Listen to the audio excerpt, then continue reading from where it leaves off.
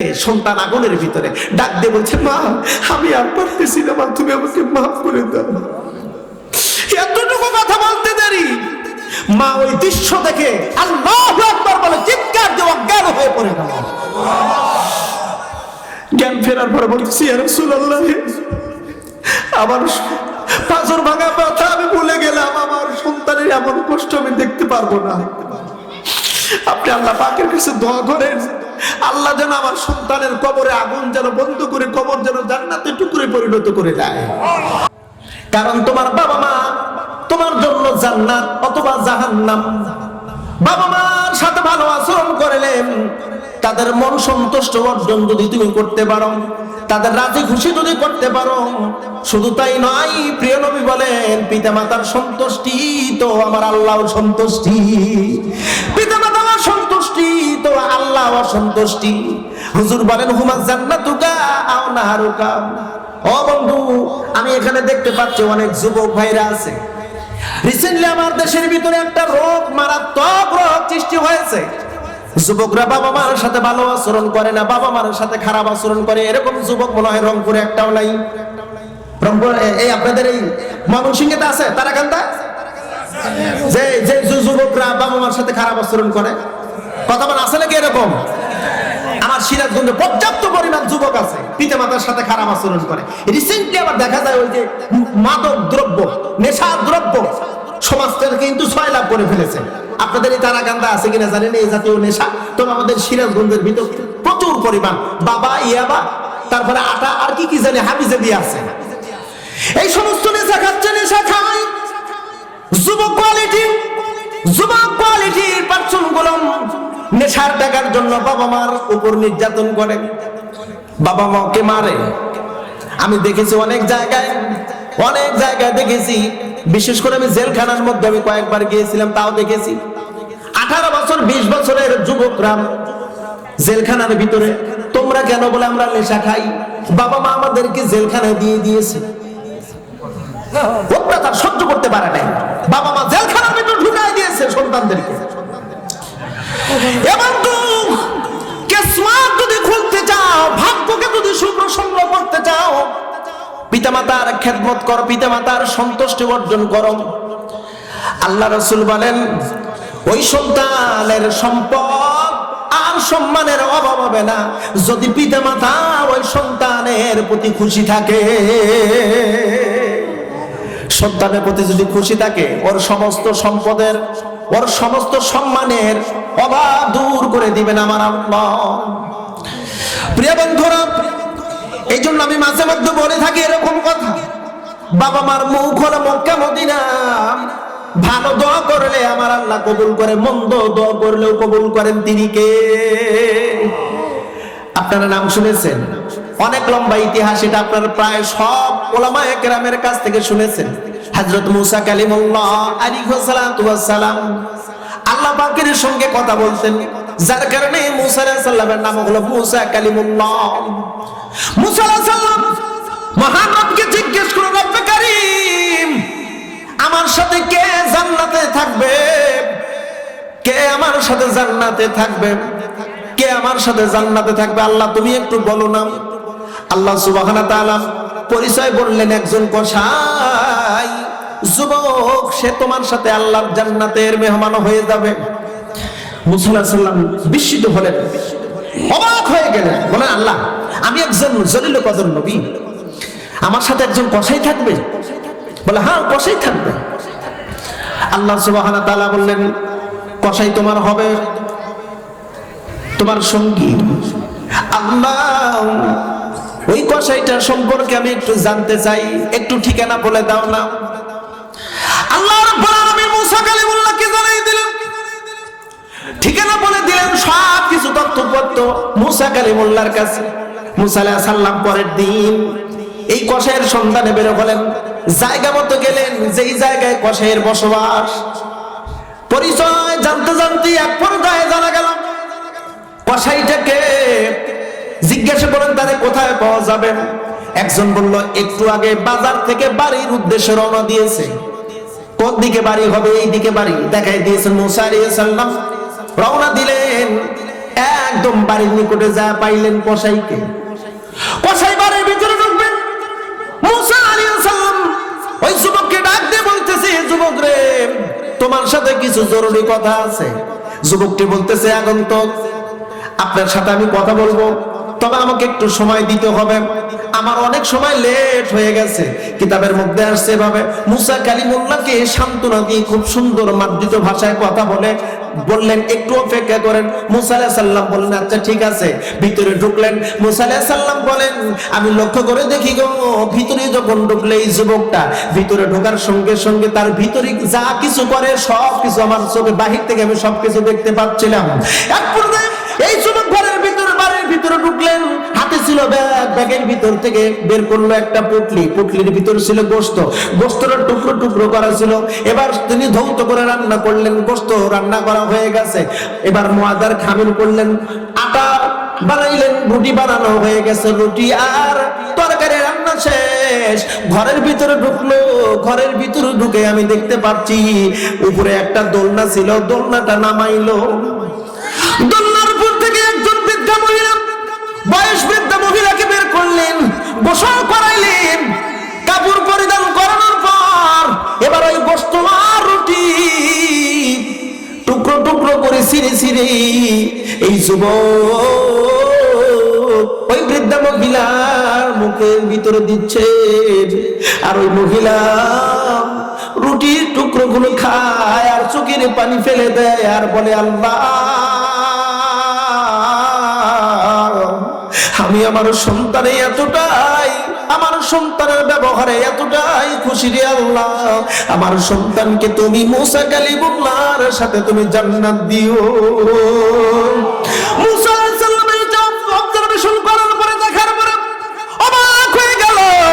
ও বন্ধুরা, যুবক এই মাকে খাওয়ানোর পরে আবার দোলনাটা উপরে বেঁধে দিলেন, বের হয়ে আসলেন মুসা কালিমুল্লাহর সামনে, এসে বলতেছেন, ওগো আল্লাহর বান্দা আগন্তুক, অনেক সময় আমি অপেক্ষা করাইছি, এই জন্য আমি দুঃখিত, আমি ক্ষমা চাই।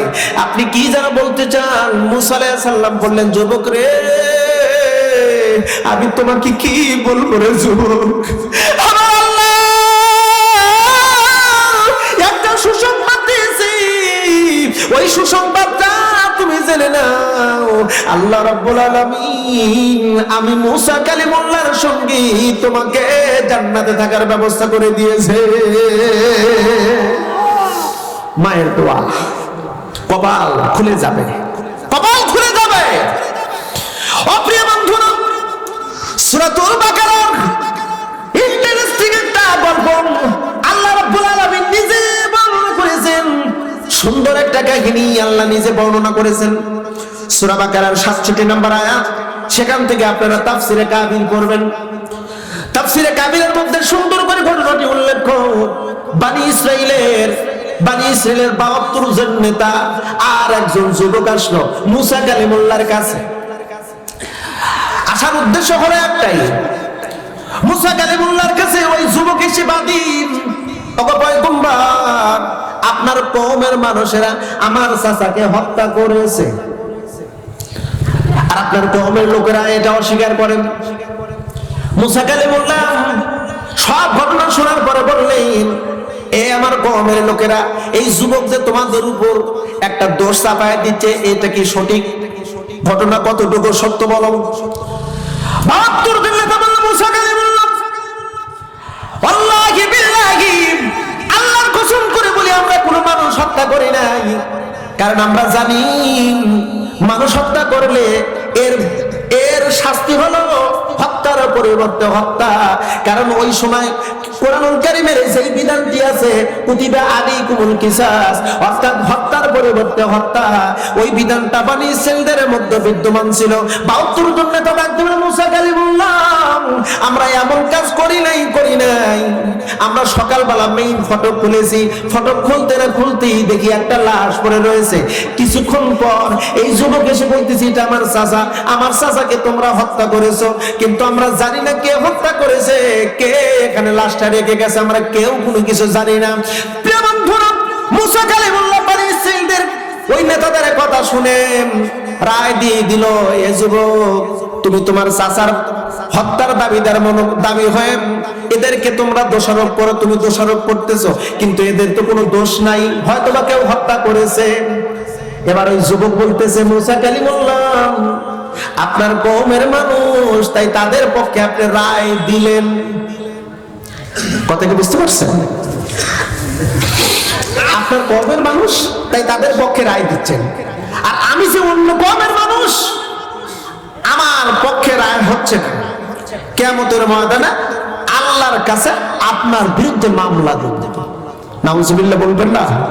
মুসা কালিমুল্লাহকে এমন কথা বলতে দেরি, মুসা আলাইহিস সালাম রাগ হয়ে গেছে, এত রাগ হয়েছে চুলগুলো যেন খারাপ, রাগান্বিত হয়ে বলতেছে, এ যুবক তুমি কি সত্যই দাবিদার যে আমার চাচাকে হত্যা করেছে বনি ইসরাঈলেরা?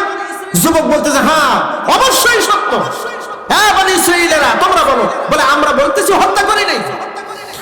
মুসা কালিমুল্লাহ বলতেছে, ঠিক আছে, বিচার হবে ইনসাফ ভিত্তিক বিচার। সমস্ত নবীরা ইনসাফ ভিত্তিক বিচার করেছেন, সাহাবায়ে কেরামরা ইনসাফ ভিত্তিক বিচার করেছেন, তাদের দলের পক্ষে কখনো রায় নেয় নাই। তারা ইনসাফ ভিত্তিক বিচার সমাজের ভিতর প্রতিষ্ঠিত করেছিল।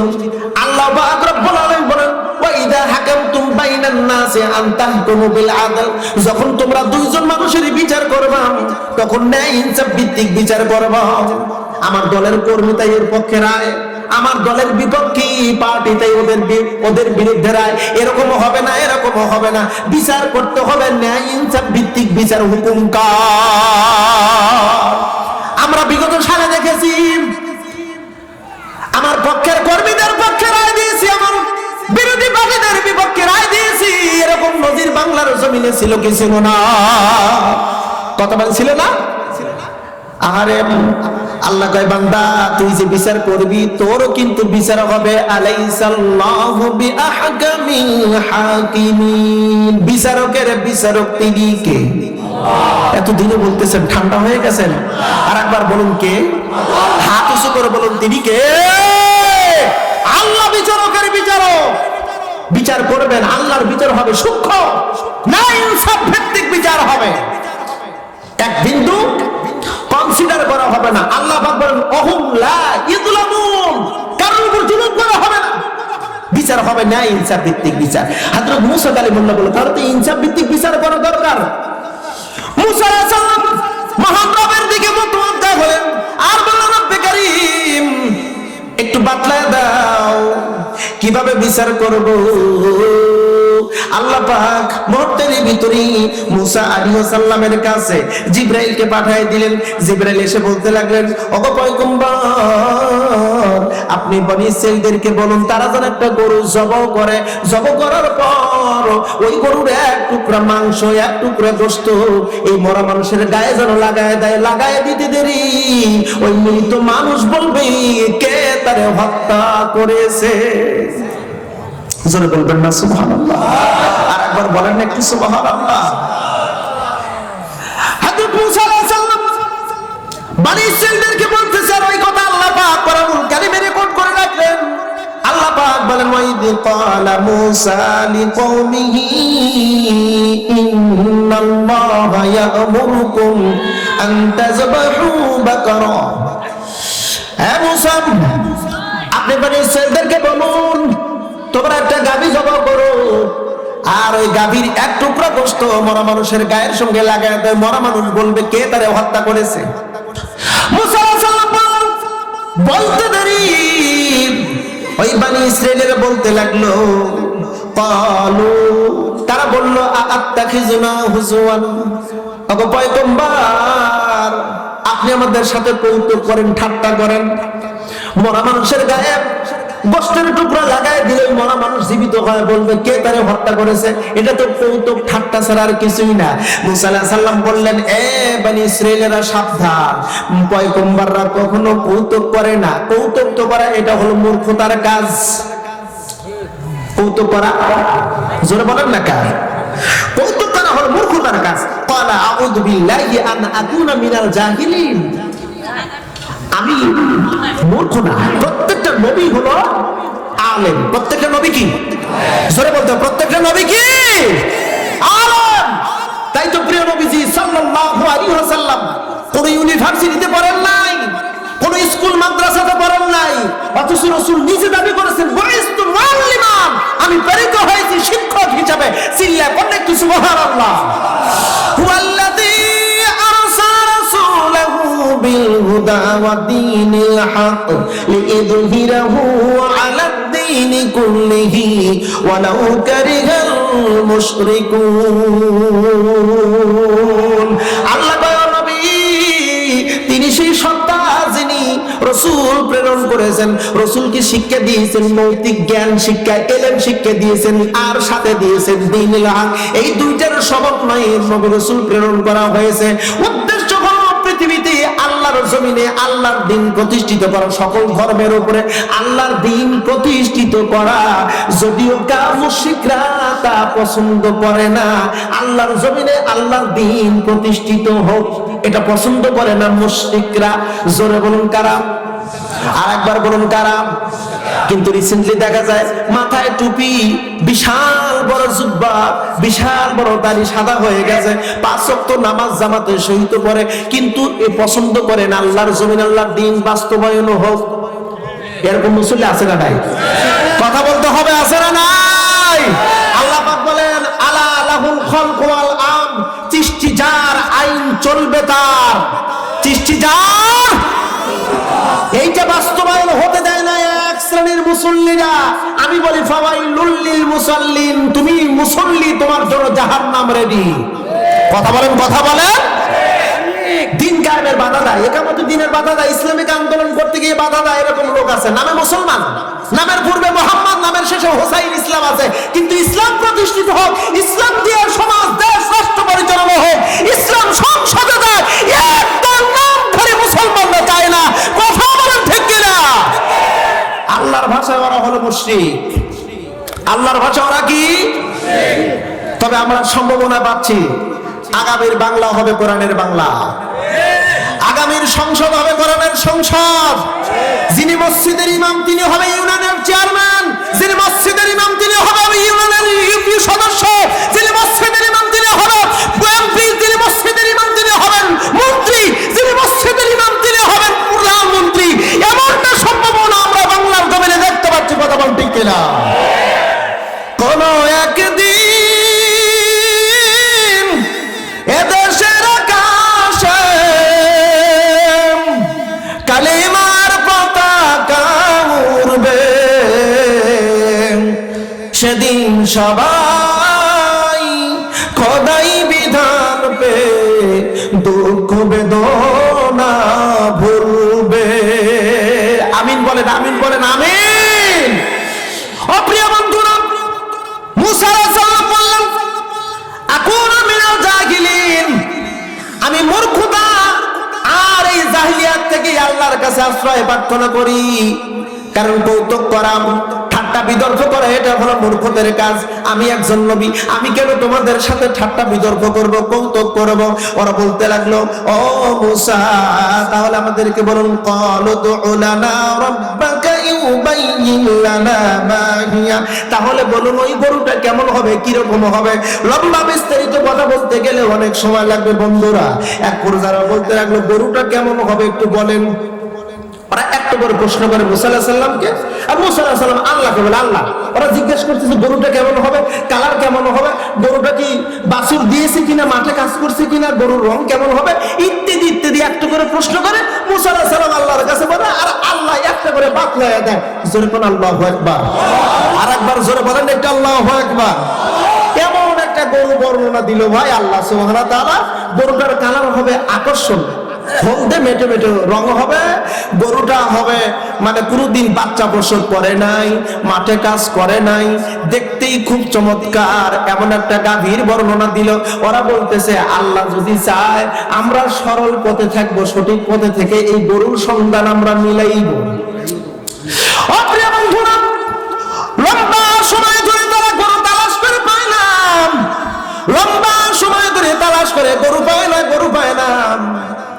গরুর কোনো না কোনো একটা দিক দিয়ে দুর্বলতা আছে, হয়তোবা গরুর সব মিল কিন্তু শিং ভাঙা, অথবা গরুর বাছুর দিছে একবার, নতুবা মাঠে কাজ করেছে, কিন্তু ওগুলো তো চলবে না। গরু পাওয়া যায় কোথায়? এক পর্যায়ে সব নেতারা, ৭২ জন নেতা বনি ইসরাইলের মুসা কালিমুল্লাহর কাছে আসলো আর বলতে লাগলো, মুসা কালিমুল্লাহ, আমরা তো গরু মিলাইতে পারি না।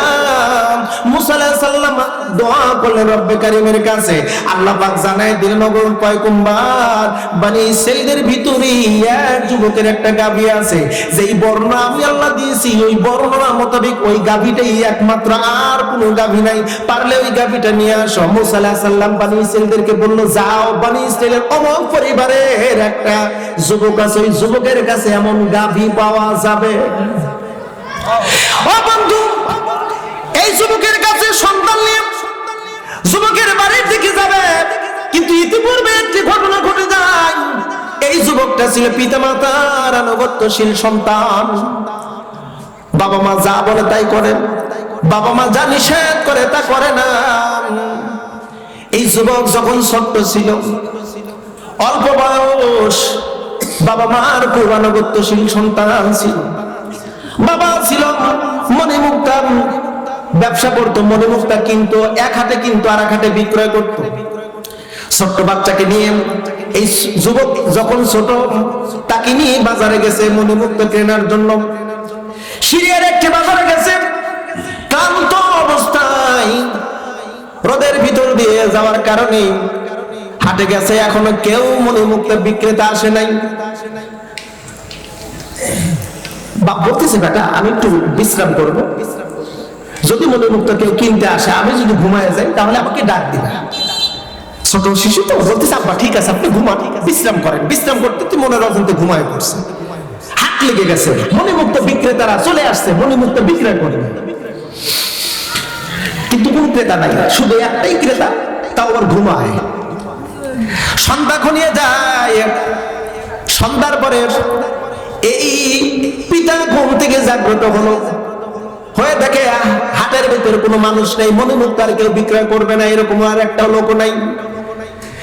ছোট্ট ছেলেকে ডাক দিল, আব্বা যান, হাটের ভিতরে কি কেউ কেউ মণিমুক্তা বিক্রয় করার জন্য আসে নাই? বলে, এসেছিল আব্বা। এমনকি তারা ঘুরে ঘুরি এমন কথা বলেছে, কে মণিমুক্তা কিনবা, অল্প দামে বিক্রয় করবো।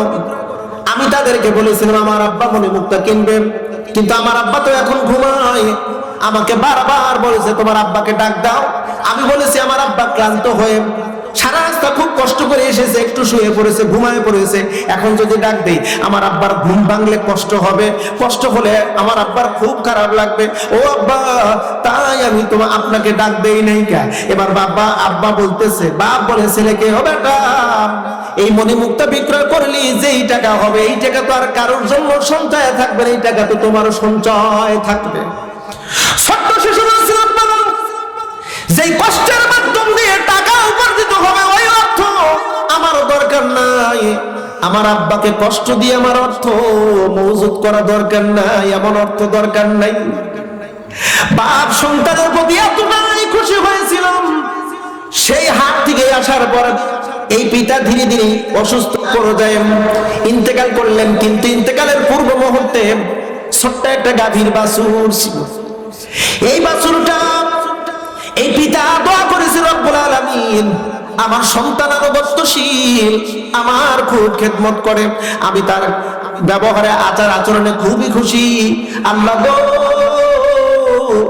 আমার সন্তানের জন্য কোনো সম্পদ আমি রেখে যেতে পারলাম না, ছোট্ট একটা গাভীর বাছুর আছে, আল্লাহ জঙ্গলের ভিতর দিয়ে দিলাম, তুমি গাভীটার রক্ষণাবেক্ষণ করো। আমার সন্তান যখন অ্যাডাল্ট হয়, যুবক হয়, আমার সন্তানের জন্য এই সম্পদটা তুমি তার হাতে দিয়ে দিও। বাপ দোয়া করছে সন্তানের জন্য। এরকম দোয়া যদি কোনো বাপ সন্তানের জন্য করে, আল্লাহ রাসূল বলেন ওই দোয়া ফেরত হবে না, ওই দোয়া আল্লাহ কবুল করবে।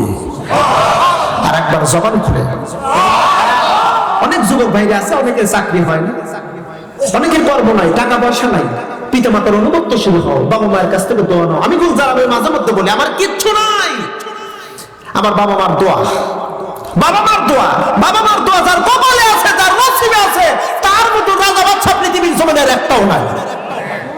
তার সম্মানের অভাব নেই, টাকা পয়সার অভাব নেই, দৌলতের অভাব নেই। বাবা দোয়া করেছিল ছোট্ট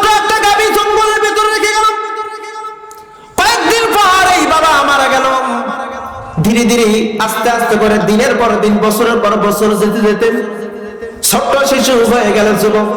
মা একদিন ডাক দিয়ে বলছে, বেটারে তোমার বয়স তো বেড়ে গেল, তোমার বিবাহ দেওয়া দরকার, তা টাকা পয়সাও কিছু সঞ্চয় করা দরকার, কিন্তু আমাদের তেমন কোনো সম্পদ নাই। ও বেটা, তোমার আব্বা তোমার নামে একটা গাভী জঙ্গলের মধ্যে রেখে দিয়েছে, তোমার নামে অর্থ করা রয়েছে। এ বেটা যাও, ওই জঙ্গল থেকে গাভীটা তুমি নিয়ে আসো। যুবক ডাকতে বলে, মা তুমি যেই জঙ্গলের কথা বললে রে মা, আমার যতটুকু জানা এই জঙ্গলের ভিতরে হিংস্র বাঘ আছে, সিংহ আছে, ভাল্লুক আছে। এই জঙ্গলের ভিতর গাভী দিলে ওই গাভী তো বেঁচে থাকার কথা না, ওরে তো অনেক আগে খেয়ে ফেলেছে। মা ডাকতে বলে, বেটারে আমার মনের বিশ্বাস তোমার আব্বা তোমার নামে অর্থ করে দিয়ে গেছে। আমার মনের বিশ্বাস ওই গাভী বাঘ সিংহ কেউ খাইতে পারে নাই। তাই না? হ্যাঁ, যাও জঙ্গলের কিনারায় যাও, জঙ্গলের কাছে যাই ডাক দিছে, হে আমার আব্বার গাভী, আল্লাহর হুকুমে আমার কাছে চলে আসো। বলতে দেরি, সান করে দৌড়ে চলে আসলো যুবকের কাছে। ওই গাভী, জোরে বলা যাবে একটু? আরেকবার জোরে বলুন, জোরে বলুন। কোরআনের ঘটনা, আমার মুখ বানানোর কথা না, তাফসীরে কাবির খুলে দেখুন, হুবহু এভাবে উল্লেখিত। যুবকের কাছে গাভী আসলে এত সুন্দর চমৎকার গাভী, গাভীটার শিং ধরে মায়ের কাছে নিয়ে আসছে। মা বলছে, বেটারে দেখো তোমার আব্বা তোমার নামে ওয়াকফ করে দিয়ে গেছে, আর আল্লাহ সেই গাভীটাকে রক্ষণাবেক্ষণ করে তোমার হাতে দিয়ে দিল। বেটা আগামীকাল হাটে নিয়ে যাবা বিক্রয় করার জন্য। ও বন্ধুরা, বোঝানোর জন্য কথাগুলো বলতেছি, খুব ভালো করে মনোযোগ দিয়ে শুনবেন। গাভীটা নিয়ে যাবে বাজারে, মাকে ডাক দিয়ে বলে, মা গাভী কত টাকা হলে বিক্রয় করব?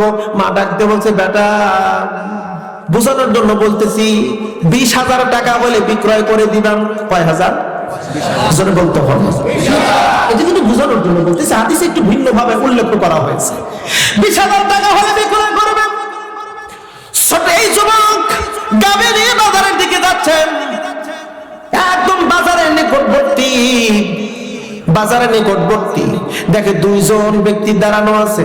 দুইজন ব্যক্তি দাঁড়ানো, যুবককে দেখে বলে, যুবক রে গাভী বুঝি তুমি বাজারে বিক্রয় করবা? বলে, হ্যাঁ গাভী বিক্রয় করব। ঠিক আছে যুবক, তোমার গাভী এত সুন্দর চমৎকার, গাভীটা দেখে আমাদের পছন্দ হয়েছে, তোমার গাভীর দাম আমরা 40,000 টাকা দেব, গাভীটা আমাদেরকে দিয়ে দাও। মা বলছে কত? জোরে বলেন না কেন? আর ক্রেতা বলছে কত? 40,000। যুবক এবার বলতেছে, ক্রেতা নয়, গাভী আমি বিক্রয় করবো, আপনারা যে দাম বলেছেন এই দামের ব্যাপারে আমার কিছু কথা আছে। কি কথা? বলে, আমার মা বলেছে 20,000 টাকা বিক্রয় করতে, কিন্তু আপনারা 40 বলেছেন। আমি আমার মায়ের কাছ থেকে না শুনে গাভী আমি বিক্রয় করতে পারবো না। মা যদি আমাকে 40,000 অনুমতি দেয়, তাহলে আমি 10, একটা কি দাম বলছে 92। আমি অবাক হয়ে গেলাম। আমার খালু ডাক দিল, খালু আমার কাছে কেউ দাম করে না, আপনার কাছে দাম করলো কারণ কি? বলে, বেটা একটু অপেক্ষা কর, আমি 2জন লোক লাগাই দিয়েছি। 2জন লোক লাগা দিয়েছি, পরে সেই গরু 98,000 টাকা বিক্রয় করলো। আমি খালু করলাম, খালু আপনি মিষ্টি খাওয়ার জন্য 2,000 টাকা। না বাবা, তোর কাছ থেকে টাকা লাগা যাবে না। প্রিয় বন্ধুরা, এরকম দালাল চক্র সমাজের ভিতর আছে না নাই? মা যুবককে ডাকতে বলছে যে, আগে তাদের পরিচয় জানবি, আসলে ওরা দালাল চক্র কিনা, গরু বিক্রয় করতে দিবি কিনা, তারপরে ওরা যদি গরু কেনে বিক্রয় করে দিবে 80,000। এবার 2জন দাঁড়ায় রয়েছে, গাভী নিয়ে যায়। এবার ওই 2 ক্রেতা ডাক দেবে, যুবক রে আমাদের আর একজন আছে, তার সাথে পরামর্শ করলাম, 80,000 হবে না, তোমার গাভীর দাম আরো বেশি বৃদ্ধি করতে চাই। যুবক বলে, যেখানে আছেন ওখানেই থাকেন, ওই দামই রাখেন, আর দাম বাড়ানোর দরকার নেই। আসলে পরিচয় দেন আপনারা কারা? আসলে গাভী বিক্রয় করতে দিবেন নাকি আপনারা দালাল চক্র? এই 2 ক্রেতা ডাকতে পারে, যুবক আমাদের পরিচয় নবীর রক্ষণাবেক্ষণকারী আমরা সাধারণ মানুষ না রে, আমরা আল্লাহর দুইজন ফেরেশতা। আরো জোরে, আরো জোরে, আরো জোরে। এ যুবক, তোমার আব্বা যখন গাভী জঙ্গলের ভিতর অক্ষ করে রেখে দিয়েছিল তোমার নামে, আল্লাহ আমাদের নবীজি মুস্কি মুস্কি হাসেন। সুবহানাল্লাহ একটু বলবেন না? আমরাও সাহাবীরা নবীজিকে দেখে আমরাও আনন্দ অনুভব করা শুরু করলাম। এক পর্যায়ে বিশ্ব নবীজি একটার পর কবর জিয়ারত করতে করতে এমন একটা কবরের পাশে দাঁড়াইলেন, নবীজি থমকে দাঁড়ালেন, চেহারাটা বিবর্ণ হয়ে গেল, হাসি মাখা মুখ আর নাই, হুজুরের চোখ দিয়ে পানি দরদর করে পড়া শুরু করলো। আমরাও বিশ্ব নবীজির চোখের পানি দেখি আমাদের চোখেও পানি চলে আসলো। আল্লাহর নবীজি বললেন, আমার সাহাবীরা রে, তোমরা তোমার ভাইয়ের জন্য ইস্তেগফার করো রে। আমরা বললাম, ইয়া রাসূলুল্লাহ, আপনি কেন এমন করে কাঁদেন নবী গো? আল্লাহ রাসূল বলেন, আমি যেই কবরের পাশে দাঁড়াইলাম, এই কবরের ভিতরে একজন ব্যক্তি আছে, তার কবরের ভিতরে দাউ দাউ করে আগুন জ্বালানো হয়েছে, আগুন জ্বলতেছে। ওই কবরস্থ ব্যক্তি আমাকে ডাকতে বলে, ইয়া রাসূলুল্লাহ, আমার জন্য সুপারিশ করেন নবী গো, আমি আর সহ্য করতে পারি না। এ সাহাবীরা, আমি নবী দোয়া করি, আমার আল্লাহ আমার দোয়া কবুল করতেছে না। অথচ আল্লাহ পাক বলেন, নবী আস্তাগফির লাহুম রাসূল, আপনি যদি কারোর পক্ষ যদি ইস্তেগফার করেন, আপনার রব আপনার ইস্তেগফার ফেরত দেবেন না। আল্লাহ পাক নিজে বলেছেন কোরআনুল কারীমের ভিতর, আস্তাগফির লাহুম রাসূল লাওয়াজাতুল্লাহ তাওয়াবার রহিমা, আপনার রব আপনার ইস্তেগফার ফেরত দেবেন, আপনার ইস্তেগফার কবুল করবে। আপনি যদি কারোর পক্ষ নিয়ে যদি ওকালতি করেন, চিল্লা করে আল্লাহু আকবার। বিশ্ব নবীর দোয়া কবুল হচ্ছে না। সাহাবীরা বলে, ইয়া রাসূলুল্লাহ, কারণ কি? হুজুর আমার বললেন, এ আমার সাহাবীরা, হয়তোবা এই সাহাবী এত বড় অপরাধ করেছে যেটা আল্লাহ কবুল করেন নাই, এই আল্লাহ তাকে মাফ করেন নাই। দেখে তো তার কোন আত্মীয় স্বজন এখনো জীবিত আছে নাকি? যাও যাও ওসমান, তুমি সংবাদ দাও মদিনার ভিতরে। মদিনায় সংবাদ দেওয়া হলো, মদিনাবাসীরা, তোমাদের যার যে আত্মীয় স্বজন জান্নাতুল বাকি কবরস্থানের ভিতরে দাফন করেছো, তোমরা সবাই চলে আসো। সবাই চলে আসলো। বিশ্বনবী যেই কবরের পাশে দাঁড়ানো, এই কবরের পাশে এখনো পর্যন্ত কোনো মানুষের খবর নাই। আল্লাহর হাবিব আমাকে বললেন, তুমি যাও। আমার ঘোষণা দেওয়ার পরে আরো কিছু মানুষ আসলো। বিশ্বনবী যেই কবরের পাশে দাঁড়ানো, ওই কবরের পাশে একজন এসে দাঁড়ালো, বৃদ্ধ মহিলা, একদম দুর্বল বৃদ্ধ মহিলা, বয়স বৃদ্ধ মহিলা যখন এসে দাঁড়াইলো, দাঁড়ানোর পরে হুজুর আমার বললেন, ওগো আল্লাহর বান্দি, আমি যে কবরের পাশে দাঁড়াইছি, আপনি যেখানে দাঁড়াইলেন, এখানে একজন ব্যক্তির কবর, আপনার সাথে এই কবরস্থ ব্যক্তির সাথে আপনার কোনো সম্পর্ক আছে নাকি? মহিলাটি ডাকতে বলেন, নবীজি, এই কবরস্থানে যিনি শুয়ে আছেন, আমার নারী সারা ধন, আমার কলিজার টুকরা সন্তান। আল্লাহ রাসূল বললেন, নগো মা, আপনি কি জানেন আপনার ছেলের কবরের অবস্থা কেমন? আল্লাহর বান্দি বলতেছেন, না গো, আমি কেমনে জানবো? হুজুর বললেন, আপনার সন্তানের কবরের মধ্যে আগুন জ্বলতেছে। মহিলাটি শোনা মাত্রই খলখল করে হেসে উঠল, হাসলো সন্তানের কষ্টের কথা শুনে। পৃথিবীতে এমন কোন মা আছে নাকি যেই মা সন্তানের কষ্টের কথা শুনে হাসবে? এমন মা কি খুঁজে পাওয়া যাবে? কথা বলেন না, খুঁজে পাওয়া যাবে না। কিন্তু আল্লাহর বান্দা হাসলো। হুজুর বললেন, আপনি হাসলেন কেন? মহিলা বলতেছেন, আল্লাহ সঠিক বিচার করেছে। মহিলা বলতেছে, সঠিক বিচার হয়েছে। হুজুর বললেন, মাম, এমন করে বলতে হয় না, আপনার সন্তানের কবরে আগুন আপনি মাফ করে দেন। বুঝতে পেরেছে আপনার সাথে খারাপ আচরণ করেছে, যার কারণে তার কবরের ভিতরে আগুন। যুবক বন্ধু, কথাগুলো মনোযোগ দিয়ে শোনো। মুসলিম শরীফের হাদিসের মধ্যে আসছে, এই হাদিসটাও তিরমিজির মধ্যেও এসেছে। আল্লাহ রাসূল বললেন, মা মাফ করে দাও। মা বলে, রাসূল, আমাকে অনুরোধ করবেন না, আমি আমার সন্তানকে মাফ করব না। আল্লাহ রাসূল বললেন, কেন মাফ করবেন না?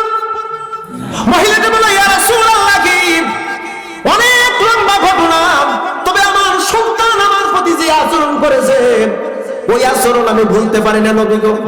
আমার সন্তান যখন জন্ম নিল, জন্ম নেওয়ার কিছুদিন পর আমার স্বামী মারা গেল। আমার পুরো যৌবন, কতজন বিয়ে করার প্রস্তাব দিয়েছে, বিয়ে বসে নেই। আমার সন্তানের দিকে তাকায়, সন্তান আমার অ্যাটাচ হয়ে গেল। বিবাহ দিলাম, বিবাহ দেওয়ার পরে একটা বউ আসলো আমার বাড়িতে। ওই বউটা ছিল কল্লা। কল্লা কি বোঝেন আপনারা? মানে ঝগড়াটে বউ এসে আমার বাড়িতে আসার পরে এই বউ আমার সাথে মাঝে মধ্যে কারণে অকারণে ঝগড়া করে।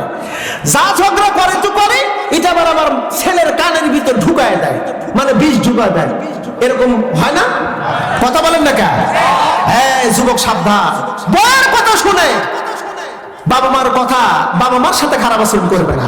আগে বইয়ের কথা শুনবা, মার কথা শুনবা, বাপ মার কথা শুনবা, আসলে বিষয়টা কেমন।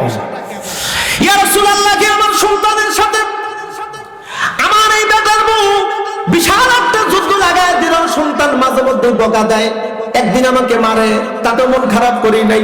2 দিন মারে, 3 দিন মারে, মাঝে মধ্যে আমাকে মারধর করে, মন খারাপ করি নাই।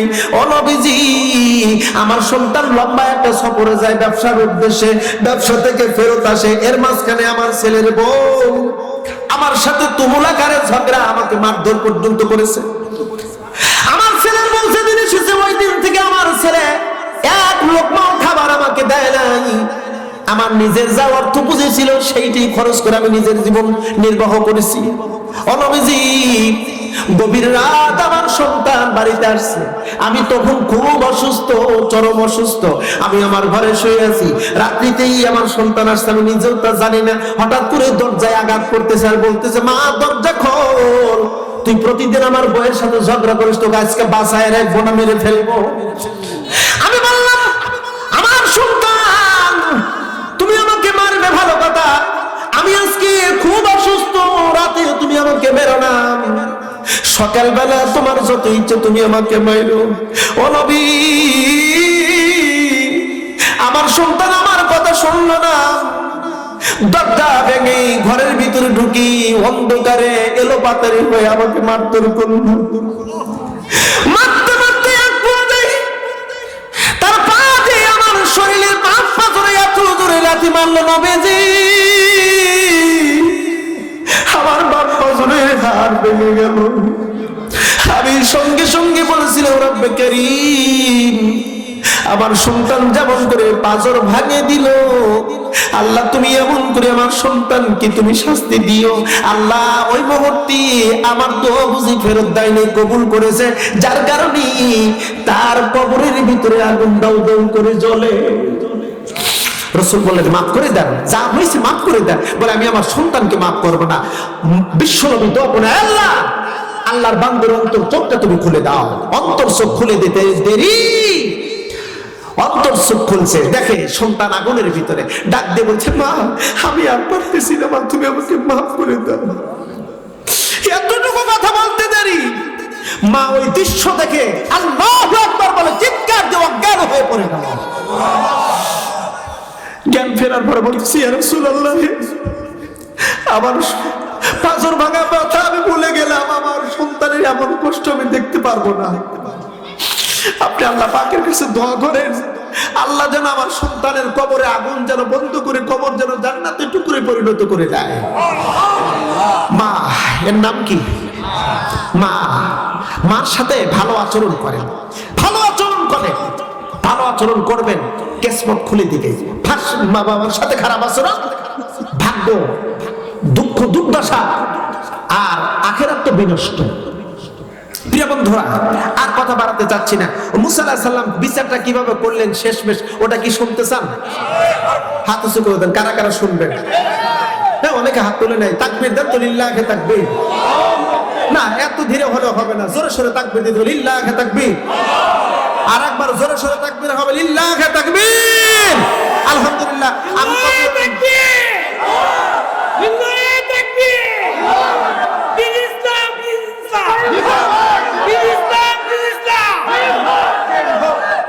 প্রিয় বন্ধুরা, আমি কথাটা বলবো অল্প পরিসরে। আজ থেকে প্রায় মনে হয় মাঝখানে 1 বছর গ্যাপ গেছে, এর আগের বছর আমি এসেছিলাম। আপনাদের অনেকের জানা আছে নাকি? জি, আলহামদুলিল্লাহ। তো যাই হোক, আমি আর কথা বাড়াতে চাচ্ছি না, আমি আলোচনাটুকু অবশ্যই করব। তবে আপনাদের এই মসজিদের অবস্থান দেখে আমার হৃদয়টা পুলকিত হয়েছে। অত্যন্ত আমি আনন্দিত হয়েছিলাম, কারণ প্রথম যখন আসছিলাম আপনাদের সেই আদি যুগের একটা মসজিদ ছিল না? এখন এসে দেখলাম কত সুন্দর, আলহামদুলিল্লাহ অনেক মুসল্লি নামাজ পড়ার একটা আয়োজন হয়েছে। তবে এটা আপনাদের কৃতিত্ব, আপনাদের সহযোগিতা, আপনাদের ভালোবাসা, এই ভালোবাসায় মসজিদটা এতটুকু অগ্রসর হয়েছে। তবে আরো অগ্রসর হওয়া দরকার আছে না নাই? জোরে বলুন, দরকার আছে না নাই? তো আমি দেখতে যাচ্ছি প্রিয় বন্ধুরা, আশারা মুবাশশারা 10 জন আল্লাহর নবীর সাহাবী যাদেরকে দুনিয়ায় জান্নাতের সর্বোচ্চ সম্মানিত করে যাদেরকে ঘোষণা দিয়ে আল্লাহ রাব্বুল আলামিন জান্নাতের মেহমান করে নিয়ে গেছেন। আমি দেখতে চাচ্ছি এখানে কোন আল্লাহর বান্দারা আছেন আশারা মুবাশশারা মতন 10 জনের মতন 10 জন ব্যক্তি যারা নগদে এবং বাকিতে 20,000 করে টাকা দিয়ে মসজিদের কাজের উন্নতির কাজে সহায়তা করবেন এবং আল্লাহর কাছে মকবুলিয়াত বান্দা হিসেবে কবুল হবেন। একটু হাতটা একটু উঁচু করলে আমি খুব খুশি হব। কোন আল্লাহর বান্দা আছেন? এক নম্বরে কোন আল্লাহর বান্দা আছেন? জি, 20,000 নগদ, আমি 20,000 নগদ 20,000 টাকা। নজরুল ইসলাম নজরুল ইসলাম ভাই, নজরুল ইসলাম চকদার, নজরুল ইসলাম চকদার। নজরুল ইসলাম চকদার ভাই মসজিদের কি বর্তমান সভাপতি? বর্তমান সভাপতি, ক্যাশিয়ার না? ক্যাশিয়ার যদি 20,000 দেয়, একটু বিষয়টা বেমানো ভাই। আচ্ছা ঠিক আছে, আমরা 20,000 পাইছি, খুশি। কথা কান টাকা, হ্যাঁ আপনারা খুশি হয়েছেন তো? আচ্ছা 20, 10, 30, 40, 20,000 চাচ্ছি। বেশি দিন কি বা এই দিন তো 10,000। না না, আমার চাওয়া ভুলও হইতে পারে না। 20,000 হয়েছে, আমরা খুব খুশি। তবে উনি যদি বোনাস হিসেবে আর যদি 20 দেয়, আরো খুশি।